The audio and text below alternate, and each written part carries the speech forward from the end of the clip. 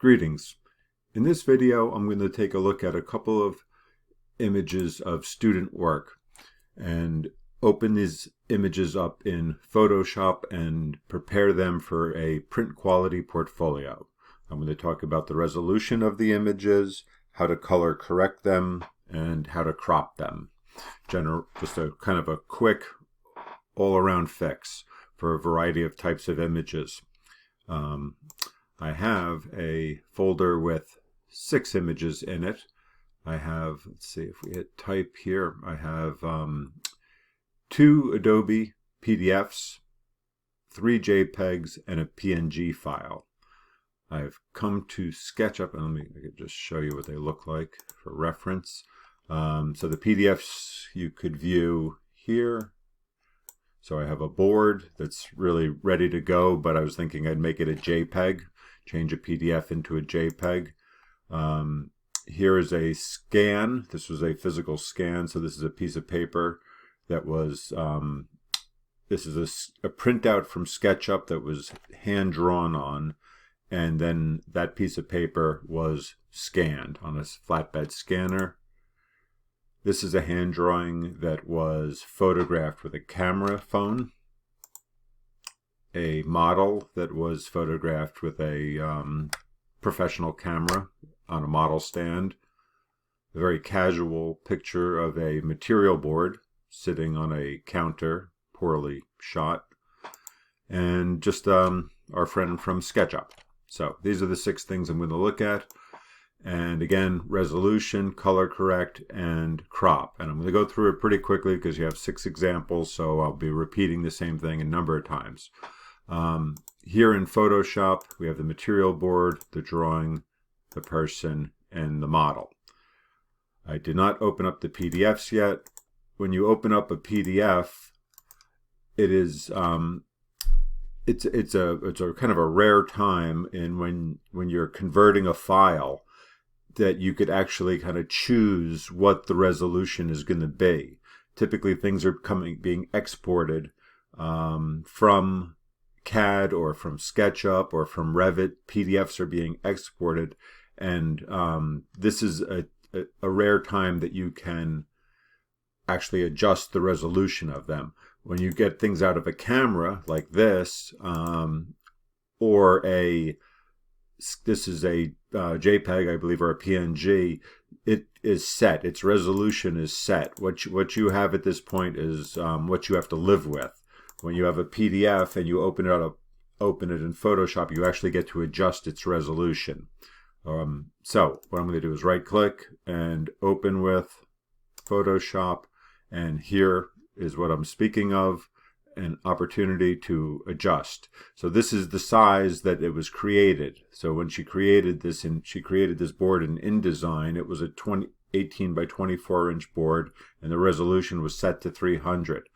So that is fine. Let's open it up just like that. Just accept what that is. And what we're going to do with this is change it into a JPEG. So it came in PDF. And rarely do you work with PDFs like I wouldn't work in this file. We'll save it as, and we'll make it a Photoshop file, and then we'll do make it a quick JPEG. Anyway, the next one to open up is this sketch, and interestingly, this is one of the rare times that I actually do the same thing, and it didn't ask me what the resolution is, and I suspect it's because I opened this up before. So usually you get that box and you get that confirmation. I believe I opened all of these up before, maybe adjusted the resolution and didn't change the file type. Okay, so again, 6 things, and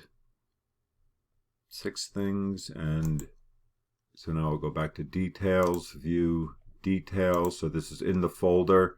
So I have my SketchUp folder. My SketchUp guy is a PNG. Material board, model, and drawing are all JPEGs. They're all about the same size. And then my 2 PDFs. Okay. So let's start with the easiest one, which is really this board. So this is just I'm not really going to adjust this. I'm not going to adjust it at all. It's just right the way it is. I just want to move it through a couple different file types, for instance, and introduce those. And what I want in the end is a small JPEG.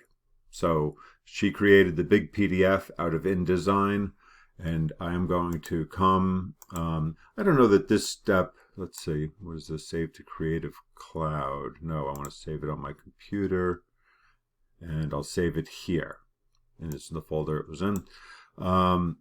So it was a PDF. I don't know that this is absolutely necessary, but in general, for this particular file, I'll say that. But in general, this is the first step. When you open up some type of a file, JPEG, any of the three that we have, you save it as a PSD file.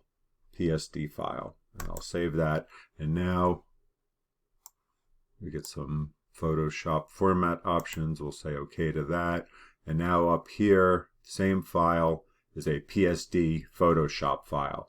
And then it's equipped over here with its layers that can be adjusted. So this is what you typically work in, is the PSD file. I'm going to come up here to image size and confirm that it still is the size that I brought it in as. 300 print resolution, pixels per inch, which is print resolution, print quality resolution. So you want 300 at a minimum, 220 for printing, hard copy, and that's what we always aim for. Anything, typically we'll see, the other things we'll be seeing are typically at like 72, and that's screen quality resolution. It looks good on a computer, but it does not print properly. It will be pixelated. So even though something looks good on your screen, does not mean that it's quality for printing. It's the proper level of quality. Okay, so this is good, still good. And then, so I'm just going to say okay. Okay. There. Okay. From there, we come to File, Export. Not quick export as PNG, but export as the image. We have options, PNG, JPEG, or a GIF. I'm going to keep it at JPEG. I'm going to keep the image size as it is for this step and just jump it right into export, coming to my same folder. So this is, I'll just keep the same name. Do I want to replace it? I think I saved this already. I went through this step, so that's why I'm replacing it. I had already created it just as a test, so I just replaced it. Same thing. I didn't do anything differently. So to note, I am still in my PSD document here, my working document that is, and then in my folder I have created, so click on that again and then it repopulates. So now I could see this is the name of this is the original PDF that I had. Then I created a Photoshop working document, and look at how the size jumped. Photoshop documents get very, very large. So there are things that can be done to keep the size down, but you want to keep that in mind. That's a different video. And then here's the JPEG that I created from it. So this did not open anywhere. It's just here. So I'm going to right click and I'm going to open this with Photoshop as well. And then just again and see how small the JPEG is. Smaller than the original PDF. The Photoshop document is enormous, but that's where you do all your manipulating and you create beautiful work in this file. And then it's exported in something that's small and manageable and could be put into another document like a portfolio. So now I've opened this up, so same name, but here it is a JPEG, so this is the smaller file, and I just want to go to image size one more time. And now this is important to note. So this is the first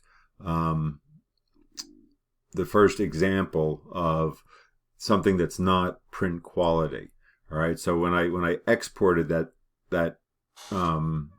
when I exported from the PSD document to this document, I didn't manipulate any of the sizes, and it really compressed it. So it's at 72, which is not of print quality. We need at least 220 there. So I'm not going to pursue this one anymore because I have a couple more examples coming up. But if I wanted to make this print quality, this is very important. If I wanted to make this print quality, what I would do is I would unclick this resample, because right now the width and the height are locked in together, but the resolution is not. You can't make changes if these are not connected. So when I hit this, now the three of them are locked in, because you can't just say give me greater resolution without sacrificing size. All right. So I don't know why I mean, if you're making something smaller, then, if you wanted to make this smaller, then you don't need to get them locked in. But if you're trying to make something bigger, you have to. So again, I'm going to unclick that. These are locked in, and then I'm going to change this resolution to 220 and watch how much smaller. I mean, right now it's very large though. It's 100 by 75 inches. So this probably will be of some use, because right now it's massive, literally 100 by 75 inches. So if I put in 220, now it's 32 by 24, still bigger than its original PDF size.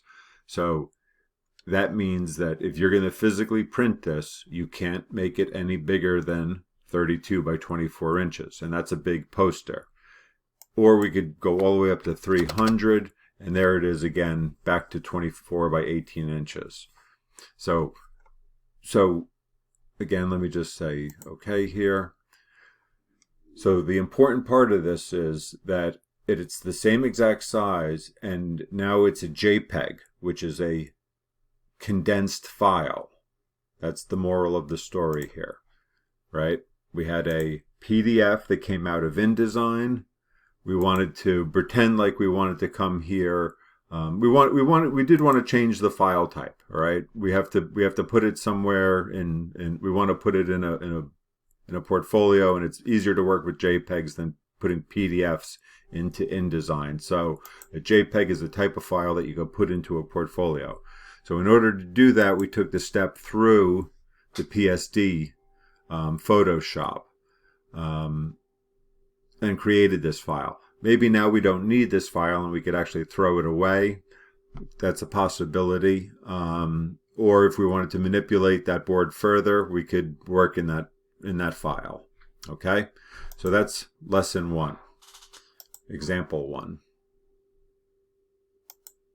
All right, I'm going to close, and sure, I'll save that. And then this pops up. It just says JPEG options, and I'll keep the quality at 10 and say OK. So what it did, though, important to note one more time, is when it went from this PSD file to the JPEG, it made it 72. The resolution, it changed it to 72. So that's why we have to constantly, every time we get into a file, we need to go to image size and check it. Image size and check it. All right. So I'm going to actually do that to speed up this process now that I took time. I'm going to go through that process just to drive the point home. And I'm going to check every size right away. So this came out of the camera at 72. It's 76 by 50 inches. If I make it 220, it's still very big. 16 by 24 inches. My portfolio is only going to be 11 by 17. So I'm never going to print that thing that big, this image. So 300, my image is still 18 by 12. So good, I'll say okay. So now that's print quality. This came out of a phone, I believe.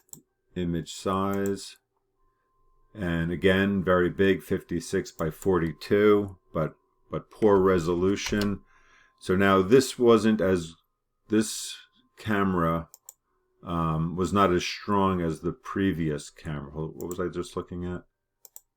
This was done, I think, with a professional grade camera. My guess is this was done with a phone. I could be wrong, or it could be a good camera that's set to take smaller files, to take smaller pictures. That's a possibility too. My guess is it's from a phone.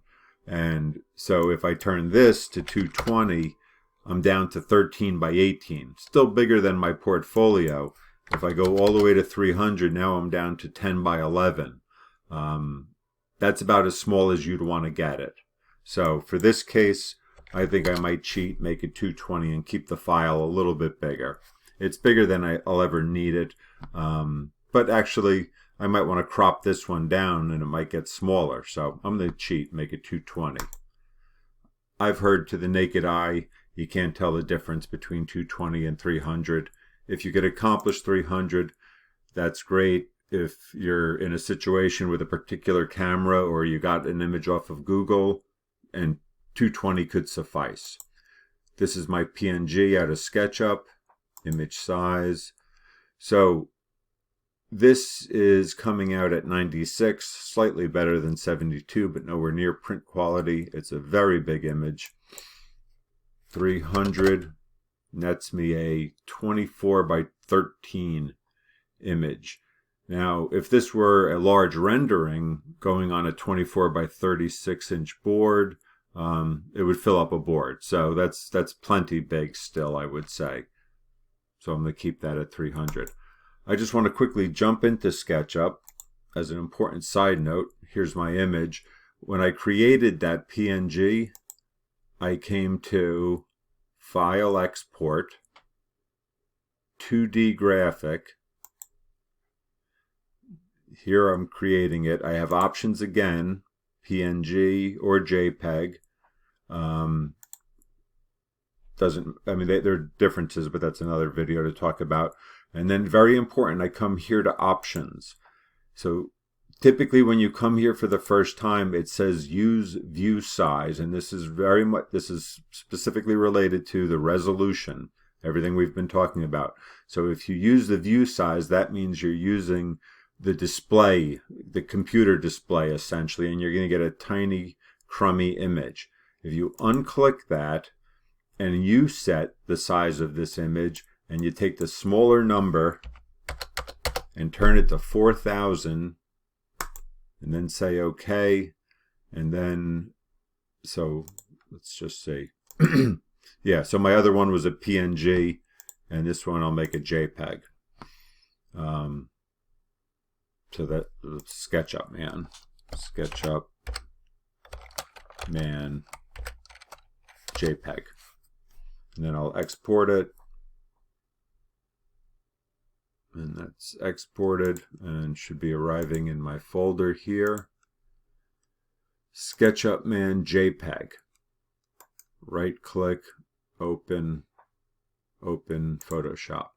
So just to go over one more time, I was in here, SketchUp, exported 2D graphic, and I had options, and I did this twice. That's why I have it twice. Once I made a JPEG, once I made a PNG. Okay, that's what I did here. And I fixed the resolution in SketchUp, and this is my JPEG. And SketchUp file PNG, I could grab that and pull it down. So I was going through my resolution. I'm going to continue with that, but that's the point of the resolution. So we took care of this one. Let's jump into here. Image size. Again, this came from a camera, 76 by 50. So this, I don't know if this was a phone. Maybe this is about the same size as the previous drawings. 220 gives me a 24. I think it's the same size as the other. 300 gives me an 18 by 12. I'll say okay with that. This image was scanned. Image size. It is already set to 300, and it is 8.5 by 11. So this is probably the size of the piece of paper that it was scanned at 300. So that's exactly how it came in. If I wanted to print it bigger, I could cheat here and turn down the resolution sacrifice some resolution, and now I could print it at 11 by 15 if I wanted to. And I'm going to make that change because I think I'm going to crop a lot of that image. Okay. And then, so now we have a PNG and a JPEG both coming out of SketchUp. Image size. This is the PNG 300 print quality and very big. So because I turned it to 4000, this came out well. This is ready to go. And then this one, the JPEG, image size, came out differently. For whatever reason, I'm not exactly sure. Very big, 74 by 42 inches. However, poor resolution.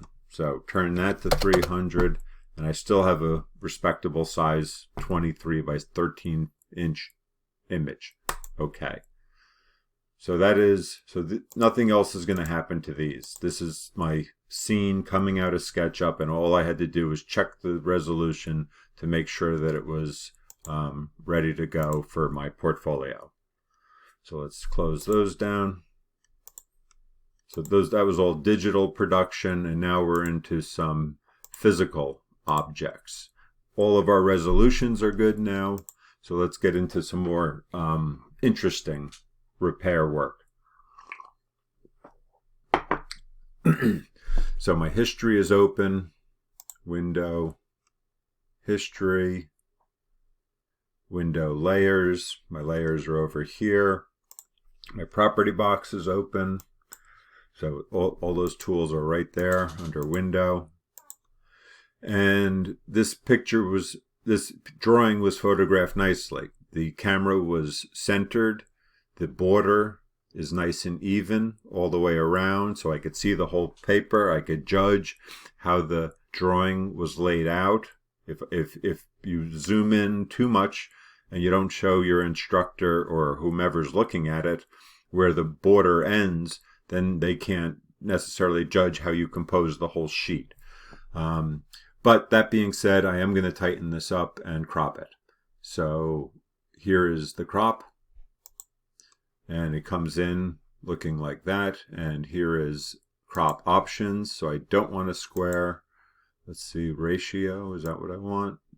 That's keeping it at a square. Width times height resolution. There we go. So that's what I want. Width times height times resolution. And then I'm free to manipulate all sides. So the trace paper has some white paper behind it. So I'm going to take that edge of the trace paper right off. I mean, sometimes, the edge of the paper could be used kind of creatively. The dark table's just too dark. So I'm going to, like seeing the edge of trace paper, that's not necessarily bothersome, but just for demonstration purposes, if nothing else, I'm going to chop off the edges. I'll right click and say crop. So that cleaned that up a little bit. I could go to view, rulers. The rulers are there, and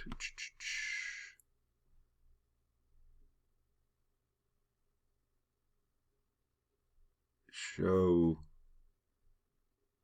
guides, lock guides, new guides. Let's see. Okay, so the ruler's there, so I just have to come up here. It was ready to go. And that's how I create guides. And I can move those. So I might want to bring a guide down and see how square this is. And it looks like it's really square. That line is coming right across that guide. And if I bring a guide in from this side, look at that. Perfect. So no need to rotate. So I'll probably rotate another one. I'm not going to rotate this one because it doesn't need to be. This border and that border are close. This is obviously practice. I like the scribbles. If I wanted to make the borders exactly the same, I could crop a little bit further. That could come in a notch, perhaps. And the bottom border here is big. Sometimes it's a little bit typically it could be a little bit bigger than the others, but now that border looks pretty good. I don't want to crop the top because I like the scribbles. So then crop one more time. Okay. Then I could go View, Guides, Clear Guides. Okay. My layers are over here. Sometimes when something is locked, sometimes when something is new or comes in, it's locked, so I just unlocked it. You could duplicate a layer, but that's probably going to make it a bigger file. And I said duplicate layer, and so this is layer 0 copy. You should name these things. So this would be original, you could call it. We're not going to manipulate it a lot, so we're not going to have a lot of layers. But so there are two versions of it now because I duplicated it. I'll make sure I turn the first one off. So that's just in case anything goes wrong. If I did anything to this layer, I just like to keep an extra. And then all I'm going to do is come to adjustment layers. And this is a whole video in and of itself, what you could do with adjustment layers. But that's that little icon right there, the round one. And I'm going to go to levels. And levels came up here. Levels describe this mountain, this chart describes the color distribution in this image, and it generally looks pretty good. It is a red, green, blue image. That's the image, like the kind of the way that the color is used, or different color, I don't know what you call them exactly, presets or different palettes you could kind of work with. This one looks really good. So if I go to blue, it's showing me all of the blue in the image. So there's some room for repair. So this is these are the shadows, these are the middle tones, and these are the highlights. And this is how the blue is distributed. If we pick this up and move it in to the base of that mountain, you're going to see the image changing. And I could bring this side in. And now we tightened up the distribution. And then I could do that. I could come check out red. Same thing. I'm going to just bring it right to the edge of the mountain there. Bring that in just the slightest amount. Not too much. You can see it's very sensitive. And green, same thing. So down here in the low lights, it was kind of just like that. And when I created that, levels right there arrived, and it has an on and off, so that is without the levels, and then that's on, off, on. So you can see that it made the paper nice and white. It didn't change. I don't think it changed the color of the marker all that much. It lightened up the one on the left, but it's got a little more.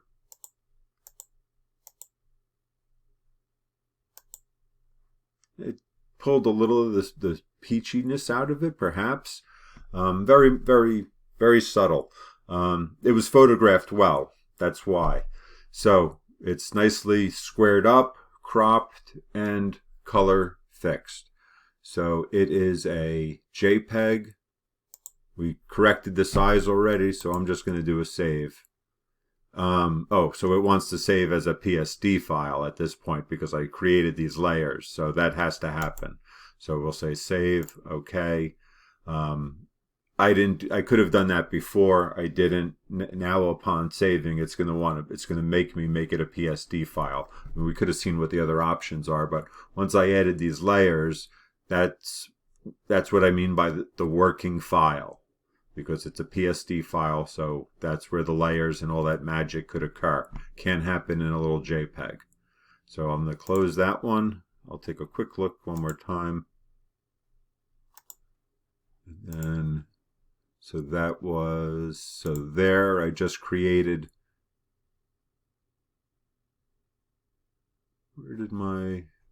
So I didn't create it. So I didn't export a JPEG from there, I don't believe. View icons, this one. All right, so this is the original. That's the original. So I didn't export. So and I'm not going to go back now. So I just created and I created the PSD file and I repaired the drawing, or repaired the image, not the drawing. The drawing was fine, but I did not export a PNG or a JPEG like I did with the first project. But you know how to do that, so I'm not going to go over that again. All right, let's jump into this one. So we corrected the image size. Now other very important tools live here, transform, but it's grayed out. So I think I'm in the middle of a crop command. See, crop. So I think we have to get out of that. Let's see if that helps. So no, not yet. So this might be a good lesson if I can figure it out. So we're looking for transform and free transform, and they're all grayed out. I'm going to come here. Nope. All right, so maybe it's locked. As I said, let's see. Did that do it? Yes. Good. So I did not heed my own advice. I did not pay attention. My layer was locked, and that's why something was grayed out. So good lesson. Free transform and transform. So free transform means I'm going to be able to spin it, rotate it, and then transform has all other sorts of important things that you could do to images here. Scale, rotate, skew, distort, perspective, warping, and we use all of these in general with our architectural renderings. Rotating and mirroring. Mirroring is flipping horizontal or vertical. All I want to do is free transform it, so I'm just going to jump into that, and then these nodes appear, and if I kind of get it here around the corner, so I could pull things in other directions, but I don't care to do that. I just want to get up here to the corner and rotate. So interestingly, it did not, and this is probably, well, this is because it's a PDF. All right, no, let's undo this then. Let's undo this and get this to be a PSD file. So what this is showing is that there's like a file, like a canvas, and then there's this layer is its own thing. So this thing came in as, so it's still a PDF, so that's especially why it's being difficult, I suspect. It came in as a canvas like this, and the fact that this image is there is different. The image could be moved around and manipulated, obviously. So my history, and I'm just going to jump back. And I'm going to, for this one, just to see if it changes, file, save as, and let's turn this right into that PSD document that it wants to be. Save, okay. Now let's try that one more time. Free transform. This might not, nope, no different. Okay. So that's okay though. I think that looks straight. I believe that's straight. Let's see. So there's no document set up here. So one way to fix this image rotation. Let me try that. This is not a problem that I run into, if ever. Image rotation counterclockwise. Better. Okay. So free transform. So yeah, I rarely run into this, and I use free transform all the time. Free transform is really specifically, I guess, for a layer. I'll just leave it at that. That's what that shows. Somehow I've gotten by using free transform all the time, and it works. But here, kind of different. I don't know if it's because it came out of the scanner and it was a PDF. You know, different files behave differently, and they have their different nuances. So, you continue learning. Image rotation was the answer to the question. And I could also here flip and mirror. So kind of interesting. If the building went through a change or you're showing a different view, you have a different neighbor to show. This building is symmetrical. Okay, but let me keep moving. Crop. Let's bring that in a little bit, tighten this up.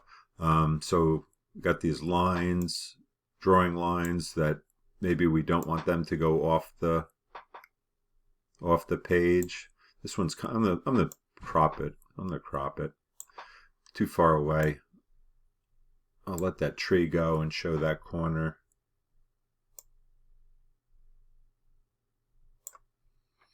Good. So tightened up nicely. Right click, crop. Good there. Control 0 is to show the full screen. Control minus, control plus. So key commands. I don't use a lot of key commands in Photoshop, but those are good ones to know. Okay, back to our levels. So here are our adjustment layers, levels, and auto is an option too. I like to go through and kind of see what it does. If I had to do a lot of them, let's just go with auto. So this is showing that there's quite a, I'm not sure, something is off. You see how far it is right there? So if I do it myself, you could see how nice it just improves anyway. So this is doing it to all three colors at one time. If you want to be particular about its reds, then you could come here like I did previously. If you want to be particular about the greens, then you come here. This stuff right there, like being particular about the reds and the greens, I think would pertain more to an actual camera photograph of color, where this was marker that was scanned on a flatbed scanner. So I don't think it's as particular about its color balance. So I think that if I do that, it's already really nice. Or auto's not as nice. See, auto only took it halfway, so I wouldn't trust auto. I like that. It's a lot deeper. So I'm gonna just keep it with that, and then I'm gonna do one more level. No, not level. That was a mistake. So come back here to history, jump back one more. Brightness and contrast. This is also a very good one to know. And then it comes up here. So if I click away and I lose my levels, I just have to come back here, and right there on the icon, I clicked on that icon and this came back. So my levels icon, those are my levels. This is my brightness contrast icon, and it brings me to my brightness and contrast. And here I could really brighten this up. Things print. So again, if you're physically printing this, things print about 15% darker than they appear on the screen. So this is a little dim, I would say. This white really isn't white, and in a physical portfolio that would just get darker. So I would overcompensate and really kind of give this thing some punch. I think that looks really nice. The colors look nice. Contrast.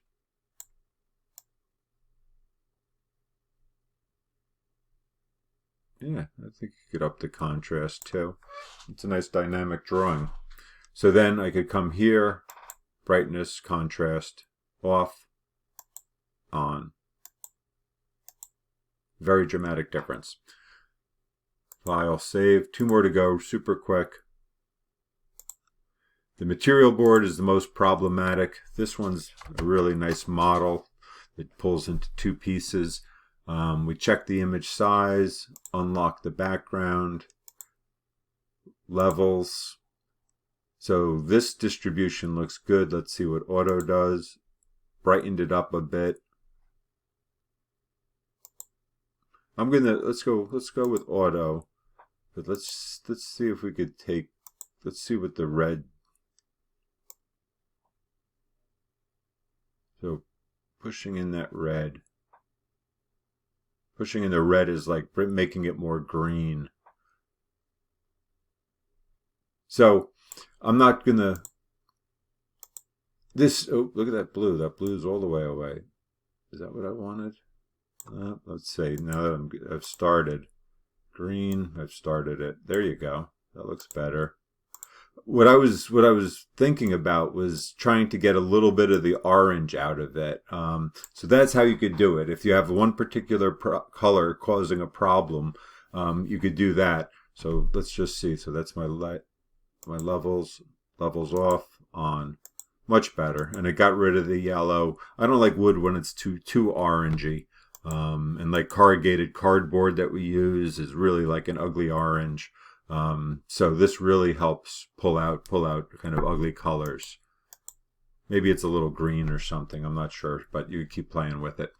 Okay, file save, and then let's go to the last one. So PSD document, yes, okay, and done. All right, the most problematic of them. This is a bad photograph because it's not over. The camera's not centered over this thing.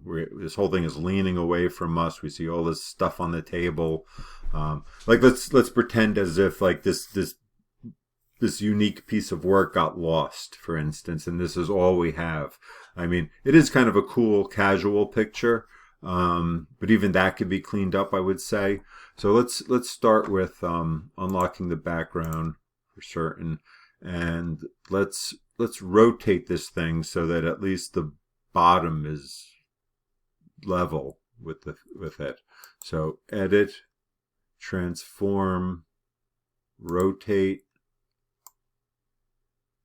Let's bring down a guide. This board is all warped.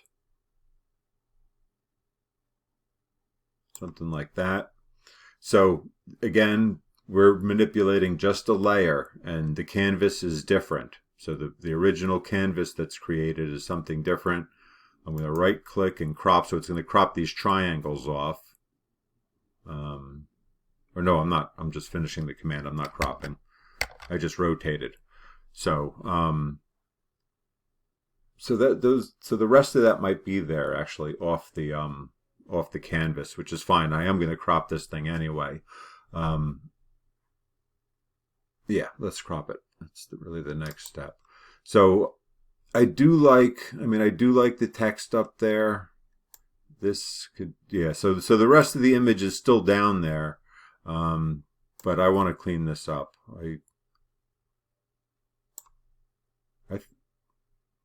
I think we could lose the edges.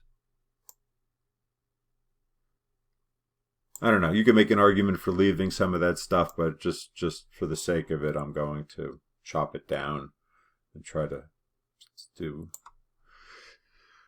I'll leave the top for now. Right click, crop. All right, so I got that to contend with. I'll show you another cool crop while we're here. Right click. So when you're on these tools, if you see that little, whoops. If you see a little arrow at the bottom of the tool, like that, that means there are more tools hidden underneath it. So I could come to Perspective Crop Tool. And with this, I have to kind of lay a net down like that. And then now you can see that grid. And what I want to do, and this is helpful for architectural renderings because often the camera that we use to create the rendering creates a distortion, and our buildings look like we're looking up at skyscrapers and things are leaning. Walls are leaning when they should be standing straight up and down.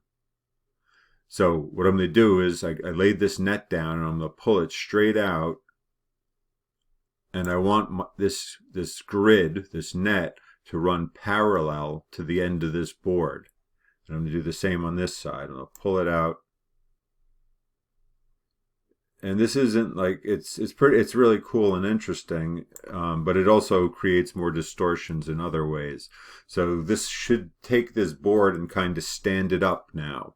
So I'll right click and say crop, and it did. The edge of the board now is straight up and down.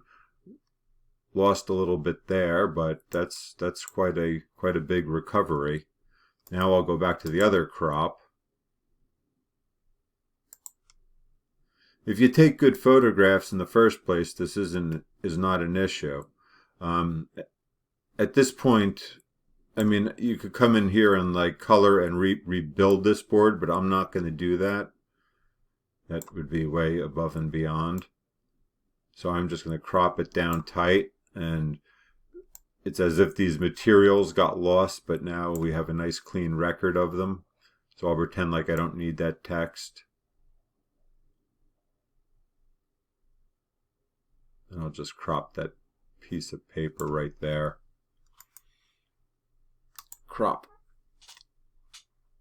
And so this I would repair, but I'm not going to do that. That's a different video. And then finally, layers, levels, auto, better. So I think well, all right, so this one's saying there's a little deficiency here. So pushing it to green, blue. Wow, a lot of punch. That's a pretty amazing recovery. And then we could go with brightness. Let's zoom in. So the brightness contrast, this is kind of a good example. When you're looking at brightness, look at the brightest parts of the board. So the whitest parts, like the white there, the white here, the white here, that white material, that white material. So as you brighten things up, pay attention to the white and don't wash it out. It's getting washed out, and the white's getting, like, this material is getting washed out. So that's too bright. So don't let the whites get too white, and likewise don't let the blacks get too black. So here, the darkest parts, there are nice little textures in there. Don't let them disappear. Okay, so you want to stay somewhere in the middle. And that's what they said about Ansel Adams, why he was such a great photographer and actually technical printer, is because his beautiful photographs, there was rich detail in the shadows and also rich detail in the highlights. And that's where things get washed away. The middle grays are easy. Pay attention when you're using brightness and contrast to the highlights and the lowlights. Okay, I know that was a lot of information. I hope it was helpful. It's really important technical information that you need to have under your belt to create quality portfolios. All right, good luck. Thank you.